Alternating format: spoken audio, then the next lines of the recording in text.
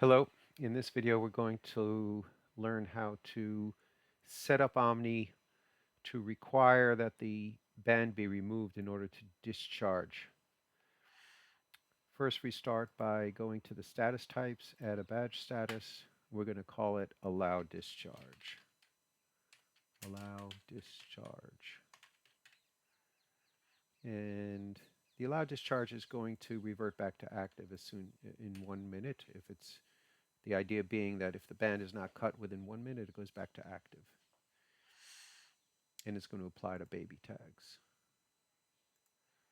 Okay, that's the status type. Then we go to the auto actions, and we're going to go to the, let's go baby auto actions, and we're going to add by type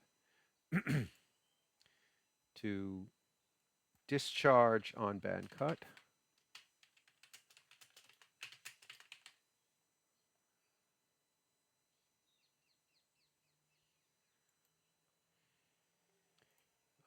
Let's say discharge on band removal or tag removal.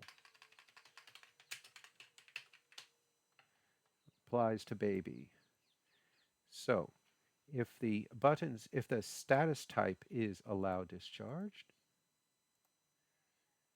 and the button state, the band is attached, so the button 2 is up.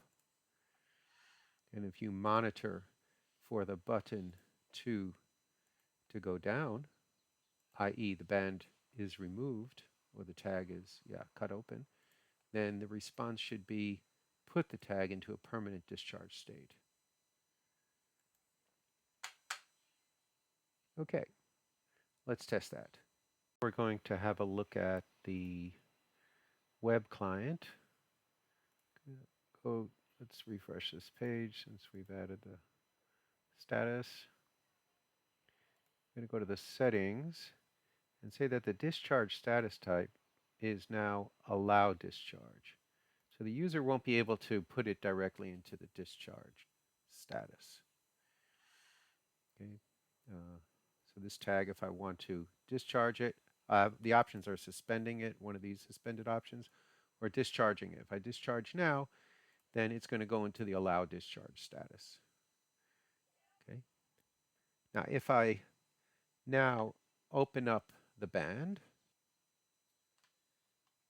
64, it's now in the discharge status because I removed the tag and it was in the allow discharge status. It's now in the discharge status and it'll remain there until it's activated. When will it be activated? Based on a previous video, if I put a band back on the tag, boom, close the band, and it's going to go from the discharge into the active. There it is. So that's the workflow. But I did need to use a screen in order to put it into the allow discharge status. I would prefer to do that without having to have to go to a screen. How would I do that? Simply use a handheld exciter like I did with the unit transfer. So let's have a look at that for a moment. Okay, back to EV2. Let's define another reader.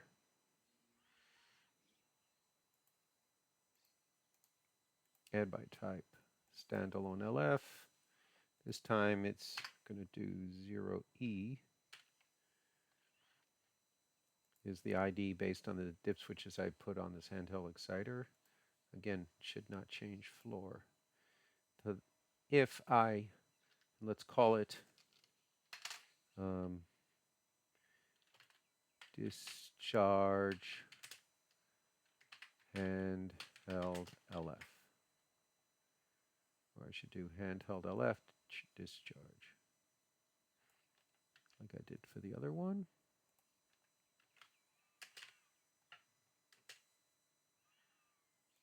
Okay, so let me just test it.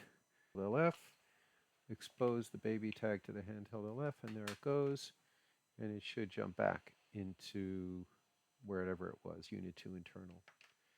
Okay, so that relocation works. The handheld exciter works. Now we set up an auto action. and it is going to be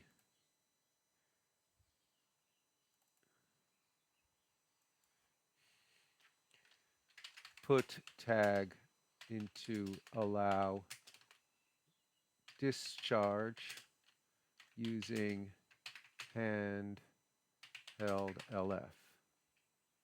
Now what you would do is the handheld LF that you require for the discharge will be labeled as such. You'd put a little label on there, and similarly with if you want to use another handheld LF exciter for the transfer, then you could do that. You can use that. Put a label on that one as well. All right, so the initial status here, baby tags, the location are all locations except for the handheld discharge. The monitor is, the location goes to the handheld discharge. The response is put the tag in the allow discharge state. Okay, so if I now expose my tag to the handheld LF, it's now in the allow discharge state. You can see that here too. Allow discharge state. The reason why it's showing location unknown is because I haven't refreshed that screen since I added the exciter. Okay, now if I remove the band to this tag, it will go into the discharge state. Into discharge. Open the band. And close the band. Active. Active. If I now open the band while it's active, I'll get the alarm of the badge tampered. But if I do the allow discharge,